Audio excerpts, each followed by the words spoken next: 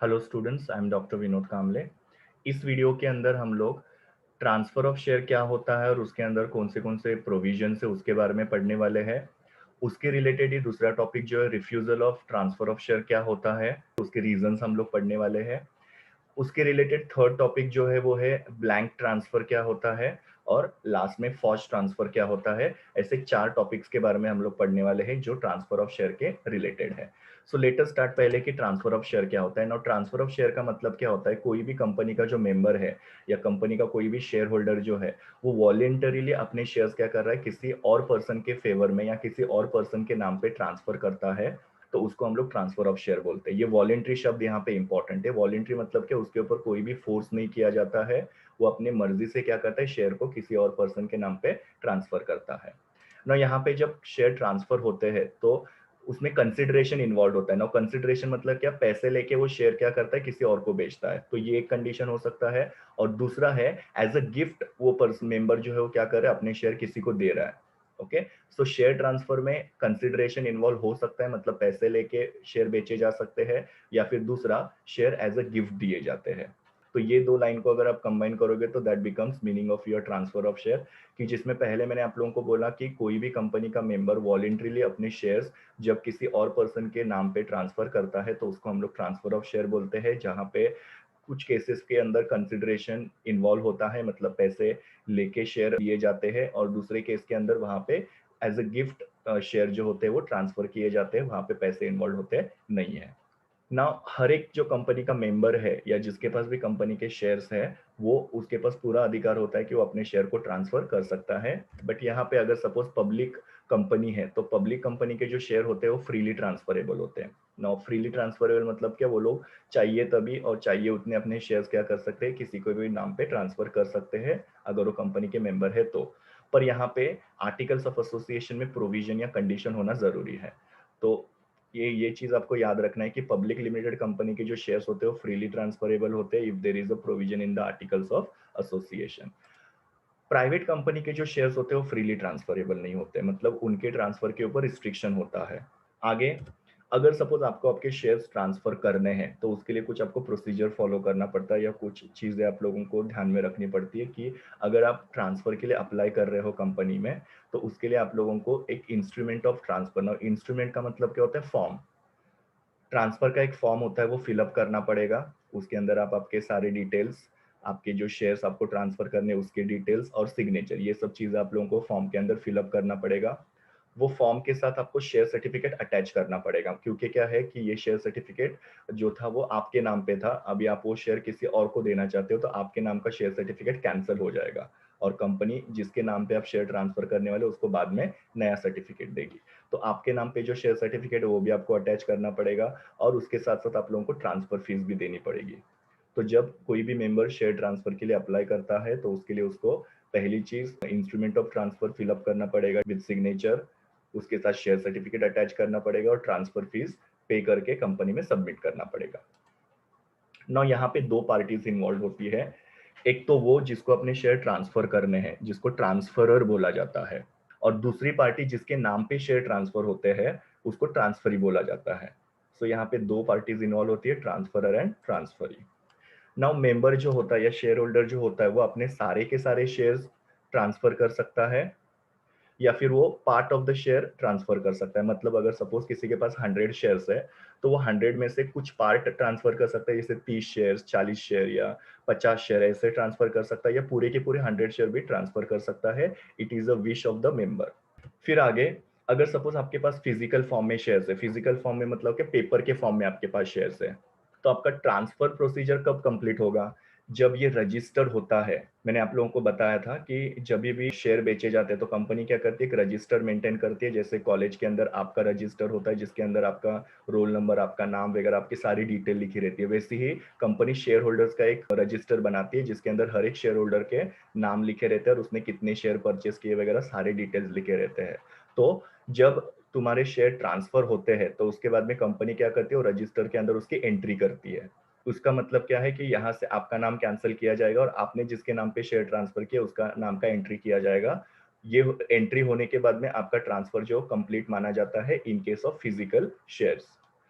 पर अगर सपोज आपके पास डिपॉजिटरी सिस्टम के अंदर शेयर्स है या डिपॉजिटरी फॉर्म में या ऑनलाइन फॉर्म में शेयर्स है, तो ऑनलाइन फॉर्म में आपको ऐसा रजिस्टर में एंट्री वगैरह करने की जरूरत नहीं। वहां पे आपने कंपनी को इंस्ट्रूमेंट ऑफ ट्रांसफर सबमिट किया, मतलब फॉर्म सबमिट किया ट्रांसफर करने के लिए, तो ऑटोमेटिकली आपके शेयर्स क्या हो जाते हैं, ट्रांसफर हो जाते हैं। या ऑनलाइन ही आप लोग क्या करते हो, वहां पे क्लिक करते हो सेल का और आपके शेयर जो है वो ट्रांसफर हो जाते हैं। सो फिजिकल फॉर्म में क्या होता है, आप लोगों को ट्रांसफर का प्रोसीजर जो है तभी कंप्लीट होता है जब कंपनी रजिस्टर के अंदर एंट्री करती है। और डिपॉजिटरी सिस्टम में क्या होता है कि आपको कोई भी प्रोसीजर करने की जरूरत नहीं है, कंपनी को कहीं पे रजिस्टर में एंट्री करने की जरूरत नहीं है, ऑटोमेटिकली जो शेयर्स होते हैं वो ट्रांसफर हो जाते हैं in the name of transfer. Now यहाँ पे शेयर ट्रांसफर होने के बाद में जो ट्रांसफरर है, मतलब जिसके नाम पे पहले शेयर्स थे, उसकी लायबिलिटी पूरी तरीके से खत्म हो जाती है, बिकॉज अभी वो कंपनी का मेंबर नहीं है। सारी लायबिलिटी जो होती है वो ट्रांसफरी के नाम पे शिफ्ट हो जाती है। मतलब जो भी चीजें अभी करनी है, जैसे सपोज शेयर्स के ऊपर कुछ पैसा पे करना बाकी वगैरह है, तो वो सारी लायबिलिटी जो होती है वो ट्रांसफरी की हो जाती है और ट्रांसफरर जो होता है वो लायबिलिटी फ्री हो जाता है। फिर बाद में अगेन अगर आपके पास फिजिकल फॉर्म में शेयर है, फिजिकल फॉर्म में मतलब जैसे मैंने आपको बताया कि पेपर फॉर्म में अगर शेयर्स है और अगर वो शेयर्स को आप लोग किसी और के नाम पे ट्रांसफर कर रहे हो, तो उसके लिए आपको स्टैम्प ड्यूटी भरनी पड़ती है ना। स्टैम्प ड्यूटी मतलब क्या होता है, एक तरीके का ड्यूटी होता है जो आपको गवर्नमेंट को पे करना पड़ता है। कभी भी कोई भी प्रॉपर्टी जब हम लोग बेचते हैं तो वहां पे हम लोग को क्या करना पड़ता है, स्टैम्प ड्यूटी वगैरह पे करना पड़ता है। तो शेयर भी एक तरीके की प्रॉपर्टी है। तो फिजिकल फॉर्म में अगर आपके पास शेयर्स है तो उसके लिए आपको स्टैम्प ड्यूटी भरनी पड़ेगी। डीमैट फॉर्म में अगर शेयर्स है, डीमैट मतलब कि ऑनलाइन फॉर्म में अगर शेयर्स है, तो आपको स्टैम्प ड्यूटी भरने की जरूरत नहीं है। तो वो सब हम लोग ने ट्रांसफर के बारे में देखा। अभी हम लोग देखेंगे refusal to transfer of share क्या होता है। रिफ्यूजल का मतलब क्या होता है कि मना करना। मतलब जहां पे कंपनी शेयर ट्रांसफर करने से की मना करती है कि आपके शेयर ट्रांसफर नहीं हो सकते हैं। मतलब मेंबर ने एप्लीकेशन किया है शेयर ट्रांसफर करने के लिए, बट कंपनी वो शेयर ट्रांसफर करती नहीं है। तो शेयर ट्रांसफर न करने का या रिफ्यूज करने का ट्रांसफर के लिए जो पावर होता है वो बोर्ड ऑफ डायरेक्टर के पास होता है। Board of director share holder को मना कर सकते हैं कि आपके शेयर ट्रांसफर नहीं हो सकते हैं। उसके कुछ रीजंस होते हैं जो मैं आपको नेक्स्ट स्लाइड में बताने वाला हूँ। नाउ जब भी बोर्ड ऑफ डायरेक्टर्स ट्रांसफर के लिए रिफ्यूज करते हैं, तो उसके लिए बोर्ड ऑफ डायरेक्टर को, वो मेंबर को नोटिस भेजनी पड़ती है जिसको बोला जाता है नोटिस ऑफ रिफ्यूजल। वो नोटिस के अंदर आपको रीजन लिखना पड़ेगा कि क्यों कंपनी शेयर जो है वो ट्रांसफर नहीं कर सकती है। एज आई टोल्ड यू कि रीजन मैं आपको आगे बताने वाला हूँ। और ये नोटिस जो है वो मेंबर को 30 दिनों के अंदर भेजना जरूरी है। जिसने शेयर ट्रांसफर के लिए अप्लाई किया था, जिस दिन उसने फॉर्म सबमिट किया उस दिन से 30 दिनों के अंदर उसको ये नोटिस जाना जरूरी है। तो बोर्ड ऑफ डायरेक्टर पर पूरी पावर है कि वो लोग शेयर ट्रांसफर के लिए रिफ्यूज कर सकते हैं। उसके लिए कंपनी को नोटिस ऑफ रिफ्यूजल भेजना जरूरी है, जिसके अंदर रीजन लिखा रहता है कि क्यों शेयर ट्रांसफर नहीं किए जा सकते, और ये नोटिस 30 दिनों के अंदर भेजना जरूरी है। अभी मैं आप लोगों को बताता हूँ कि किन रीजन की वजह से board of director share transfer करने के लिए रिफ्यूज कर सकते हैं। तो पहला ये है कि जो कंपनी का आर्टिकल्स ऑफ एसोसिएशन है उसकी प्रोविजन को मेंबर ने फुलफिल नहीं किया है। जैसे कि अगर सपोज आर्टिकल में लिखा हुआ है कि माइनर को शेयर नहीं बेच सकते, पर यहाँ पे मेंबर क्या कर रहा है, माइनर को शेयर बेच रहा है, तो ऑब्वियसली आपका जो ट्रांसफर है वो रिफ्यूज किया जा सकता है।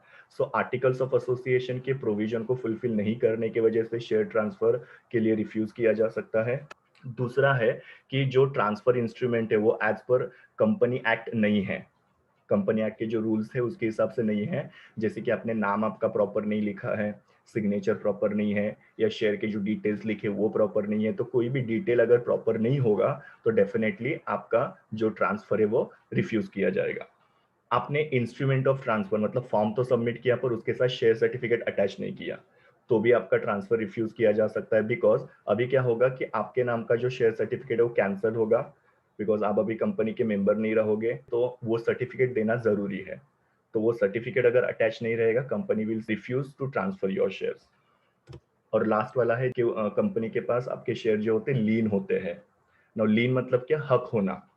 सपोज कंपनी ने आपको कॉल किया था, जो कॉल मनी है वो मंगाने के लिए, मतलब कंपनी क्या करती है, शेयर के जो पैसे होते हैं वो पार्ट में लेती है। पहले एप्लीकेशन मनी, फिर अलॉटमेंट मनी, फिर कॉल मनी। कंपनी ने आपको काफी बार लेटर भेजा भेजा कॉल मनी पे करने के लिए, पर आपने वो कॉल मनी पे नहीं किए। इसके लिए कंपनी ने आपके शेयर्स को क्या किया, लीन किया है। तो उस केस में आप लोग शेयर्स को ट्रांसफर नहीं कर सकते हो। तो लीन का मतलब क्या होता है, हक। मतलब यहाँ पे कंपनी का पूरा अधिकार है आपके शेयर्स के ऊपर, तो उस केस में आपके शेयर जो ट्रांसफर नहीं हो सकते हैं। अभी यहाँ पे क्या होता है कि अगर सपोज कंपनी ने ट्रांसफर करने के लिए रिफ्यूज किया, तो वो जो मेंबर है वो एनसीएलटी के पास जा सकता है। एनसीएलटी का मतलब होता है national company law tribunal. Tribunal मतलब एक तरीके का कोर्ट होता है, और वहां पे आप क्या कर सकते हो, 30 दिनों के अंदर आप मतलब जो मेंबर है वो 30 दिनों के अंदर वो केस फाइल कर सकता है। जिस दिन उसको वो नोटिस मिला रिफ्यूजल का, उस दिन से 30 दिन के अंदर वहां पे वो केस फाइल कर सकता है कि मतलब मेंबर बोल सकता है कि मैंने सारे कंडीशन फुलफिल किए फिर भी कंपनी ने मेरे शेयर को ट्रांसफर नहीं किए करके। सो अगर मेंबर सेटिस्फाइड नहीं है, उसको ऐसे लग रहा है कि कंपनी जानबूझ के शेयर मेरे ट्रांसफर नहीं कर रही है, तो वो एनसीएलटी के पास वो केस लेके जा सकता है। और कभी कभी ऐसे हो सकता है कि कंपनी कुछ रिप्लाई ही नहीं दे रही है, तो उस केस में अगर सपोज आपके प्राइवेट कंपनी के शेयर होंगे जिसको आपने ट्रांसफर करने के लिए अप्लाई किया था, तो 60 डेज में आप लोग अपील कर सकते हो, वहां पे इन केस फाइल कर सकते हो। और अगर पब्लिक कंपनी होगी तो 90 डेज में आप अपील कर सकते हो। सो अगर मेंबर सेटिस्फाइड नहीं है कंपनी के डिसीजन से, तो मेंबर के पास ऑप्शन है कि वो कंपनी के अगेंस्ट ट्रिब्यूनल में जा सकता है। नाउ नेक्स्ट वाला है ब्लैंक ट्रांसफर। ना ब्लैंक ट्रांसफर का मतलब क्या होता है, जहां पे मेंबर जो है वो इंस्ट्रूमेंट ऑफ ट्रांसफर मतलब फॉर्म जो होता है उसके ऊपर सिग्नेचर तो करता है, बट उसके ऊपर जो ट्रांसफरी है उसका नाम नहीं लिखता है। मतलब ये ट्रांसफरी का जो कॉलम है जिसके नाम पे आपको शेयर ट्रांसफर करना है वो ब्लैंक रखा जाता है, और ऐसा ही फॉर्म साइन करके क्या किया जाता है, जो ट्रांसफरी है उसको हैंड ओवर किया जाता है, और उसके साथ साथ शेयर सर्टिफिकेट भी दिया जाता है, उसको बोलते हैं ब्लैंक ट्रांसफर।